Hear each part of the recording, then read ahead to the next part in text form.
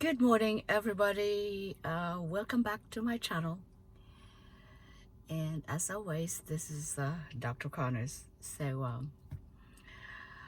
am a little tired. It was a long day yesterday. We went all over the place. My friend Mark and we went all over the place in northern New Jersey to visit a possible home for us, for me and my dogs. Um, I currently live in the city, in the New York metropolitan city area, and this area is just becoming so prohibitively expensive. And not only that, it's the last few years I have had issues with neighbors complaining about my dogs, and it's very difficult for me to just come home and try to stop my dogs from barking, from being dogs, because one moment a neighbor is complaining about them, even though I'm quite a very nice dog owner, because I discipline my dogs. Um, there are various criteria of a home that I'm looking for. First of all, since I am not physically able to work right now because of my disability, I go to chemo every 2 weeks. Um, so I'm very limited to a place that I can move into. Most importantly, of course, a place where there's enough space for my dogs, a yard, a property where my dogs can run around, and most importantly, I can afford it, without having to break the bank, and I have broken the bank several times already. I'm not going to be in this financial situation for so long. See, that's I think that's the sad part about this, is because like people thinking that I'm gonna be like this for the rest of my life. I don't intend to be in disability for the rest of my life. I'm just trying to right now to at least in hopes to go in remission, so I can go back full time. I can go back to work and practice. After all, I went to school. I went to school to be a research doctor, and I would like to practice that. I would like to be able to to practice. And unfortunately, I have gotten sick, and being alone, not having anyone to help me, I'm left on my own, trying to fend for myself and for my animals. And one thing that I wouldn't do, because my dogs are basically, they are the reason why I keep on pressing. I put on fighting, to live, and just, this resilience. It comes from them. My resilience comes from them. And I wouldn't abandon them. I wouldn't separate them, or I would not be separated from them. So as a matter of fact, I brought the old man with me today. We're going to go to open houses. Hi, Mr. Steele. Meet Remington Steele. He's my old man. Remington, are you just sleeping? So, yeah. There is Mr. Steele. Mr. Steelman. Yep. He loves to ride in the car. He would just go to sleep. So he's basically my companion, whenever I go somewhere. And the only issue with him is that he won't get up on his own, so I have to carry him.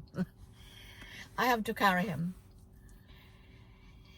So right now I'm just waiting, for Mark to come and accompany me. We're going to some open houses, and hopefully I can find a home. This is going to be a very tough journey for me, because I would be far away from people who help me, particularly Gloria, every day. I'm very limited to what I can do right now. It's like, particularly after treatment, I have difficulty functioning. I can't move. I'm very, very tired. I get very tired, and I could barely function. And I go to treatment every 2 weeks. So, this is going to be a very tough situation for me.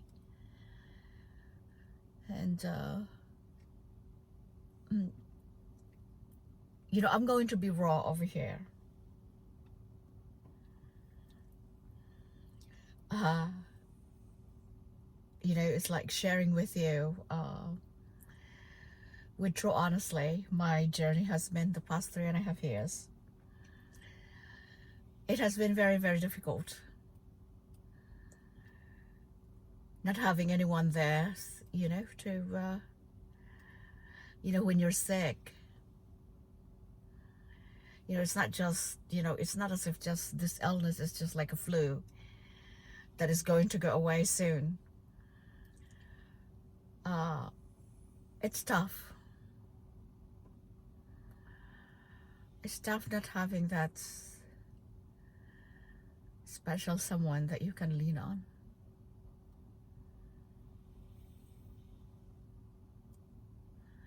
Sometimes you question yourself, maybe it's you, maybe it's me.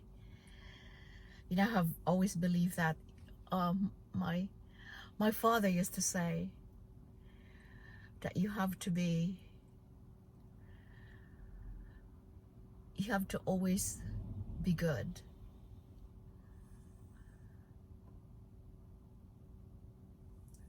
Because don't wait for reward for being good, because that is the only way to be. You have to be kind to people. You can't be cruel to people, because that's the only way to be. My father taught me about honesty, kindness, and compassion. Most importantly, compassion. He was the kindest man I know.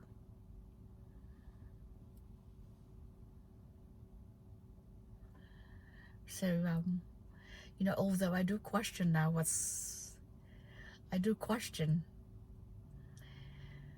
if being kind and compassionate and being good to people, if it's even worth it. Because in the end, there's always this, like, you hurt.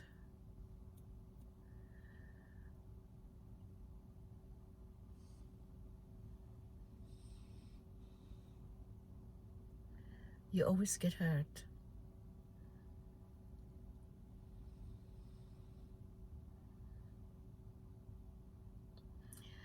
And and then also you question if maybe there's something about you that is not so likable. Maybe you're not a good person after all, right?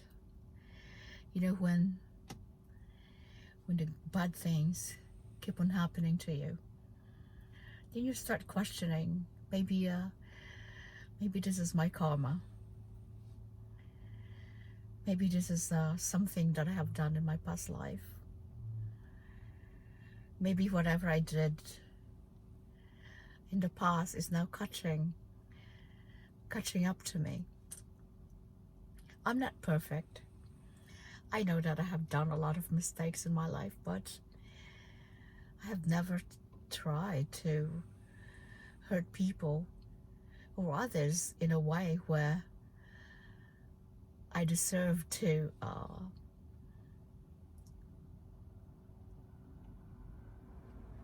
have the bad things happening to me. But regardless though, regardless of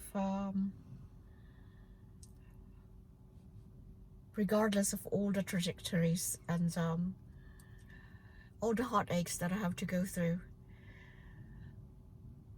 I never fail to be grateful and gracious. Too gracious to everything that I still have to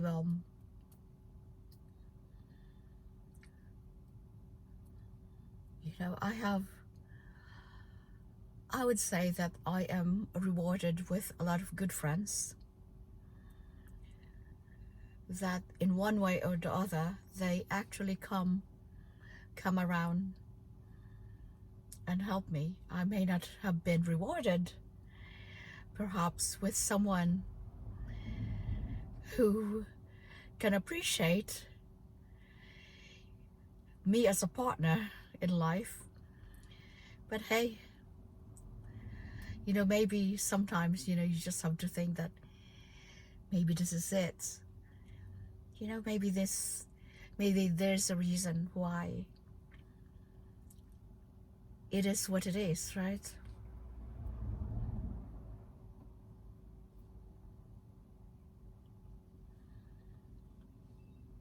Maybe there is.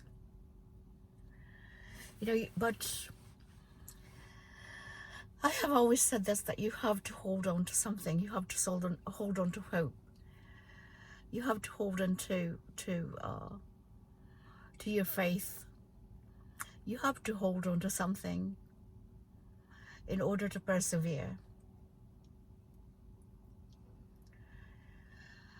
I always hold on to the beauty of life. I see how wonderful life is, no matter how much I'm suffering sometimes, but I do see it.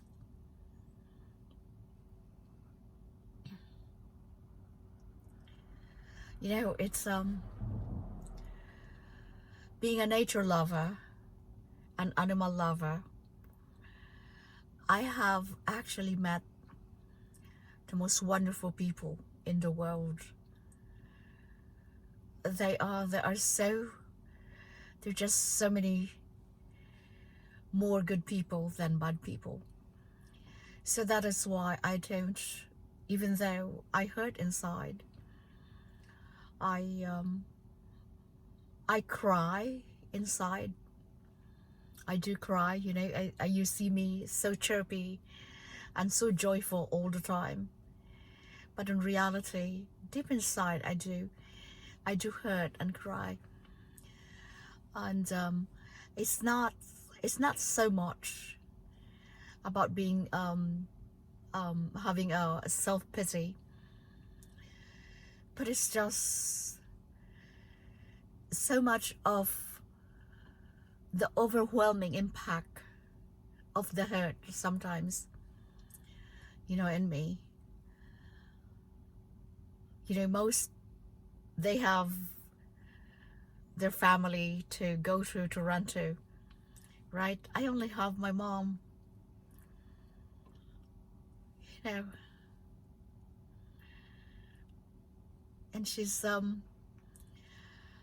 she is actually